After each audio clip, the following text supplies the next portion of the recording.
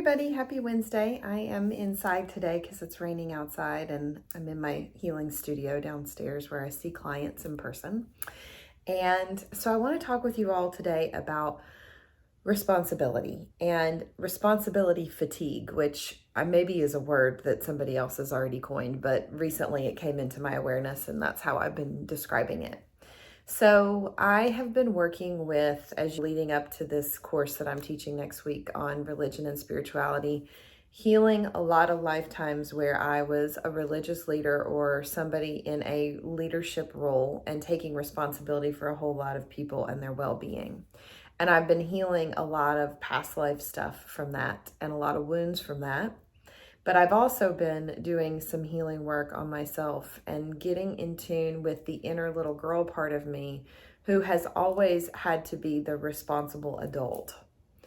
And I love my parents, they're wonderful people, but I, for some reason, being an only child with no cousins and no other children around, thought that I was supposed to be an adult from a very young age. I thought that I was supposed to be a responsible adult from a very young age.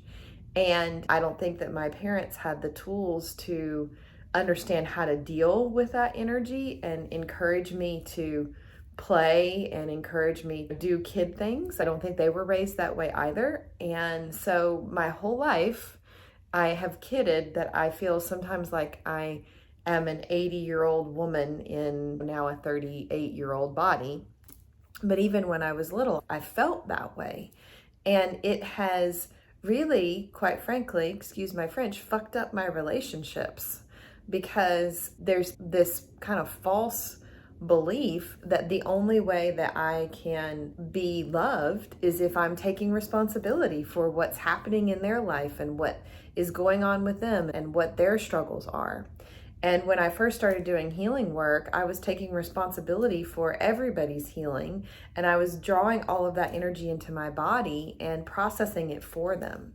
And it took me a while in my healing journey and getting more and more aware of this to learn how to set those energetic boundaries and learn how to allow the person to have their process, and I'm just here to be a mirror and all of those things. And still, sometimes with people that are close to me, it's hard for me to not want to get in and take responsibility for what's happening for them and somehow transmute that in my body. And so I have a lot of people that show up to me that are similar to me. Of course, that's the way healing process works. Oftentimes when you're a healer, you get mirrors of what you need to hear. As you're speaking to somebody, you need to hear it yourself. A lot of people that show up and they say, I've got this responsibility and that responsibility and this kid and that kid and this job and these things, and I don't have time to take care of myself. And I want to validate that we are busy people, right? We have a lot of things going on. We have a lot of things that we truly are responsible for that we have to make sure get done. But what I often find is there's that group of energy, and then there is what they're actually taking responsibility for, which is a heck of a lot more. And when they start taking responsibility for things that are maybe not their job or not their role, or they should be asking for help in getting support from their partner or their business partner or their coworker on those things, and they're really taking ownership of things that are not theirs to own, what happens is they get into this place of responsibility fatigue, and then they don't have any energy left over in their energetic piggy bank to take care of themselves and take responsibility for the person that they're actually responsible for, which is them. And so if you look at and break down the word responsibility, there is an I in the middle of that word for a reason. We say it responsibility, but it's responsibility, right? We are responsible for taking care of ourselves. We are not responsible for taking care of everyone in the world around us. There have to be boundaries, there have to be limits to what we're able to do. And if we are taking the time to first be in a place of personal responsibility, we then, as we fill up that energetic cup of taking care of ourselves and setting good boundaries and saying yes and saying no when we mean it, we then are responsible when somebody comes to us and says, I need help. I'm overwhelmed. Can you handle that for me? And by the way, when they come to us and we are responsible, what that means is that we can assess what they're asking for, we can assess what's happening with us, and we can appropriately respond within a framework that is okay for us and hopefully okay for them. And so that may look like them saying, hey, I'm really overwhelmed, I need help with this. And you saying to them, I hear you, I see that you're overwhelmed, I want to help you, and I can help you in an hour when I've moved through whatever I need to move through here. And so it looks like very conscious communication between parties and in relationships when we are in this place of self-responsibility first and really clear on what is ours to manage and what isn't. But what I find is that as I'm working with people on this, I'm going back into almost sometimes all the way back in utero to the initial wound that they have in their timeline of this false sense of responsibility that came in for their parents or their siblings or somebody in their life in their childhood. And so what that does is it breeds an adult who thinks that the only way that they can be loved is by taking full responsibility for everybody in their process around them. And so what that looks like in their adult life is if, let's say, their partner is dealing with something, maybe their partner has got something going on with their health, and instead of the person taking care of themselves and being a beacon of what it looks like to be healthy in a body, they get in the process of their partner and they try to micromanage their partner's health and how they're taking care of themselves. And then they get resentful and they get bitter and they're like so upset with their partner for not taking care of themselves when really the only responsible party is their partner, right? Their partner needs to be managing that. And when we get in the way of somebody's process and we take responsibility for it, we take their power away. We don't give them the opportunity to step into wholeness and step into their power and do the things that they need to do to take care of themselves. And so we're walking around assuming that everybody needs our help. And maybe some people do, and some people have asked for it, and that's great. And maybe you have children that do need your help, but you also have all these other people that you think that you're doing the best thing for by not using your voice and not setting boundaries and helping them in an unconditional way. And really what you're doing is hurting them because they don't need to take self-responsibility when you're taking responsibility for them. And this is really tricky because we have so many things in our society, so many programs running in our society that say, you're supposed to be responsible for your parents. You're supposed to be responsible for your siblings. If they're family, you need to take responsibility for them. And if they're struggling, it's your job to fix it for them. And I do think that we have some level of obligation to being there for our family members to a certain extent if it's not a toxic relationship. But where do we draw that line? And I think that it's really fuzzy, and I think that it's really challenging. And what I often find when people do draw a line is they have so much shame and they have so much guilt about saying, I just don't have the capacity to do that for you right now, that they shut themselves down with that guilt and that shame, and then they become as dense as the person that they can't help. And so setting that boundary actually doesn't do them any good because they're punishing themselves for setting that boundary. And it's interesting because I'm doing all this work with religion and spirituality, and there are so many traps in religion and spirituality that tell us that we need to be of service almost to our detriment. And I am all for us being of service and us showing up and doing something to support humanity and being the light and all of those things. But there will be periods, I think, in everyone's life where they don't have the capacity for that. And if they are not mindful of their capacity and the space that they're creating to take care of themselves, then they're going to harm themselves by trying to help other people. And it's important to realize, what are you really responsible for? And to sit with that and ask yourself the question, is this my job? Is this something that I'm supposed to be doing? And then we have the other side, because there's always dualistic energies here. We have the other side, the other range of individuals who don't take responsibility for anything. And I know that's incredibly frustrating for those of us who people pleasers and type A personalities who are the responsible ones. We're like, why do they get to do nothing while I'm doing everything? Maybe some of them are doing nothing because you're doing everything. And what would happen if you stopped? What would happen if you pulled that energy back into your being? I see it like all these, almost like you're an octopus and you're drawing all your tentacles back and you're dropping down into the earth instead and dropping down into your being, what would happen if you pulled all that energy back? How are they going to react to that? Are they going to show up? Are they going to still be there? Are they going to abandon? Are they going to reject? Are they going to step into their power? You don't know the answer to that question until you try it. And so that's I think a very interesting thought experiment and life experiment to maybe undertake if you're somebody that feels like you are not responsible in your life because you're taking responsibility for everybody around you, is to pull some of that energy back and look at, okay, why am I not taking care of myself, but I'm willing to take care of them? What is that about? And sometimes lying underneath that is this belief that we are not worthy, that we are not lovable, that we are shameful, that we're not worthy of taking care of ourselves first. And there may be some grief there. There may be a deep well of pain there.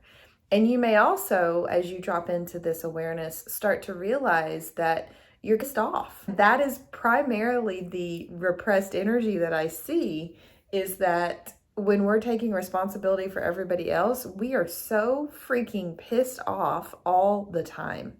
We are angry and we are resentful, and we are walking around with that in our body, and then all of a sudden it explodes in a really weird sideways kind of way. And so if you feel like that's happening with you and you have a short fuse, you have some soul searching to do. And I got to tell you, it's not all of the activities that you're taking your kids to or all the work tasks that are creating this overwhelm for you. It's the little things that you're saying yes to that are not really in your responsibility frame, right? It's not in your pool of what you're supposed to be responsible for. And if you can really get clear on those things and release those kind of energetic drains in some way, even if it's just resetting a boundary in a relationship or speaking something into a relationship, some truth into a relationship, I think you're going to find that some of that anger is able to be resolved. Some of that resentment is able to be resolved, and you're going to have more energy in your being to do the things that you need to do. And when I look at this in people's energy fields, when they're taking responsibility, I call it the blob. I don't know if you remember that movie from, gosh, I don't know how old it is, but really a long time ago, the Blob movie, and the thing just took over everything. Like it would go into cities and it would just itself and take over all of the things around it and just pull it into its being. That's what we do when we take responsibility for things that aren't ours. We become the energetic blob. And we actually sometimes might hold on to weight because of that, because we're making our field so big, we're taking responsibility for so many things around us that we become this like energetic blob. And then we become blobby in the sense that we become sluggish and we become exhausted and we become tired and we become like angry and resentful. And so don't be the energetic blob. And I know that's a little funny image, but it's true. That's what I see. And when we pull the energy back and we release what isn't ours, what I then see is people sit up straighter and their heart opens and they're like, wow, I feel like I'm in my body. I feel really good in my body. I feel really connected to the earth. I feel really connected to source. I feel really connected to my aliveness and my desire to go create something. And wow, there's all these things that I want to do, right? We reestablish who we are. And also energetically in our field, what that looks like, and I covered this in my healing circle last week, it looks like a lot of bleed in our energy centers and our layers of our auric field, like everything blends together. And what that creates again in our energy centers is that every energy center has a function. Every part of our auric field has a function. And when everything bleeds together, we just become this amorphous energy, right? And we're not really clear on who we are, where we end and where somebody else begins. And so things like enmeshment and codependency start to happen very easily when we're operating in that energetic paradigm. So before we close, I just want to take you all through a quick little exercise. So take a deep breath, close your eyes, and I want you to think about some place in your life where you feel like you might be the blob, where you might be taking responsibility for something or someone that is not yours to take responsibility for. And I want you to imagine that as an energetic connection, right? As you've got an energetic tentacle running from your body to that thing, that person, that place, that situation, whatever it is. And I want you to just feel the level of energy that is leaving your body going to that connection. Just see if you can notice, ooh, I feel that in my heart, and I feel like heavy in my heart, or I feel all of a sudden, as Katie's saying this, I'm feeling really tired, or I'm feeling really overwhelmed. And I want you to breathe, and I want you to affirm that there is beauty here, in that there is a lesson that you're learning by depleting your energy in this connection. And so we're not going to go into shame, we're not going to go into guilt, we're not going to go into frustration, we're not going to go into judgment. We're just going to be in this place of neutrality of chose to give my energy in this way. And I also want you to acknowledge if there is any fear of pulling that energetic tentacle back, because sometimes what happens is that when we start to pull that energetic tentacle back, we begin to fear that we're going to be abandoned or rejected by that person, or we're going to lose that person. And so if there is a fearful part of you that says, ooh, this scares me a little bit to pull this energy back, I just want you to breathe into that. And I want you to let whatever part of you that is in fear, which is probably an inner child aspect, know that it is safe, that anywhere where you are in depletion is not right energy, and that it is safe to pull that energy back, because as you pull that energy back, you'll have more resources to take care of yourself. And I want you to imagine that wherever that energy is being drained from, maybe it's your heart, maybe it's your throat, maybe it's your solar plexus in your belly, maybe it's your sacral, maybe you don't know where it is and it just feels like a drain. I want you to imagine that your body is like a straw, and you're going to breathe in and you're going to draw that energy and light back from that connection. And you're going to take a deep breath, and you're going to exhale, and you're going to send that energy and light down through the body, and you're going to send that down into the earth. And you're going to say to Mama Earth, help me to reground this part of myself into my body, please. Help me to continue to hold this energy and not keep giving it away in this situation, or with this person, or with this thing, or this place, or whatever it is that's draining your energy, and just keep pulling it back. And by the way, there are a million different energy tentacles that you may find as you do this. And so you might be like, ooh, and then this one, and then that one, and then this one. And so just take a minute to pull that energy back. And as you breathe, send it down, and send it down into the earth. And there's a reason that I'm having you do that, because a lot of you, when you do this, you go out horizontally in your energy field, and then you're not vertically grounded, right? So we're sending that energy down, and I want you to send it all the way down into the earth, and imagine that it goes into the center of the planet. And then Mama Earth is going to scrub that energy. You imagine that she's got a scrubber down there, and she's going to scrub that energy, and anything that's not yours that you pulled back with that, which sometimes happens, is going to be left in the center of Mother Earth, and she's going to transmute that. And then I want you to imagine that energy is being returned to you as a beam of light up into your body, and breathe that energy up into your body. Pull it into anywhere in your body where you feel exhausted, which, by the way, is probably going to be in those lower chakras, because that's where our physicality exudes from. And so a lot of times in the sacral chakra, we'll need to refill that energy. Pull that energy in and up, and maybe even just pull the muscles of the pelvic floor in and up, and breathe. Then draw that energy up, draw it all the way up into the crown of the head. And then let any excess of that energy that's flowing back into your body, down into the earth, and then back up, let any excess come out the crown of your head like a whale spout, okay? And just let it flow up. And what that's going to do is it's going to flow out the edges on the sides of your field and down along your auric field, and it's going to clean your auric field, and anything that's not yours in your auric field is going to drop to the earth. And then the whole thing is going to recycle, because your auric field draws back up between and underneath your feet, and you're just going to make this big cycle, this kind of big donut like circle through your field as you're drawing this energy back from people, sending it down into the earth to be clean, drawing it all the way up through the body, out through the crown of the head. It's going to clean your auric field, and then it's going to return into that cycle and keep cycling through your body. And just breathe a few rounds of breath here doing this. And you may be like, ooh, I need to pull that energy back. Okay, draw that next energy tentacle back. Go through this process of cleaning and scrubbing this energy as you return it to yourself, okay? And so that's something that you can do throughout your day. If you are an empath or a sensitive like I am, you probably need to do that a lot of times, right? If you start finding that you're in a future scenario in your brain and you're planning something that's 10 days or 10 years from now, draw your energy back. That's also what we do when we leave our body, when we start going into future thinking or even into the past, right? You can do this same exercise with drawing that energy back. So this is really an exercise to create more presence in your body. And when you're present in your body, you are response able. You are able to feel, ooh, that's a boundary for me. I can't say yes to that. Or, oh, I can say, I can say yes to that. And that's what creates that responsibility in your field when somebody comes to you with a request or you run into a situation where you might need to respond. Okay? So I hope that is helpful for you all. I have a feeling there will be an expansion on this topic in next month's Healing Circle. I don't know exactly what it's going to be yet, but I'm feeling the brewings of how important this particular energy is, because we can't be embodied way showers if we're walking around depleted and in that blob space all the time. Okay? So I hope you all have an amazing rest of your day.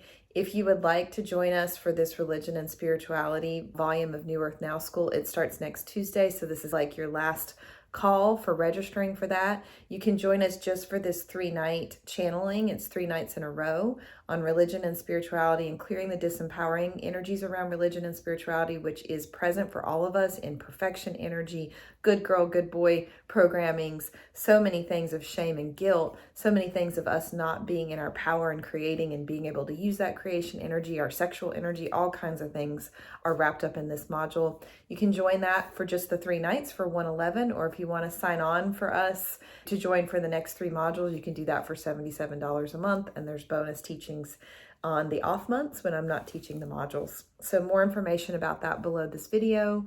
So good to share this information with you all today. I hope you found it helpful. Please comment. Don't forget to like and subscribe.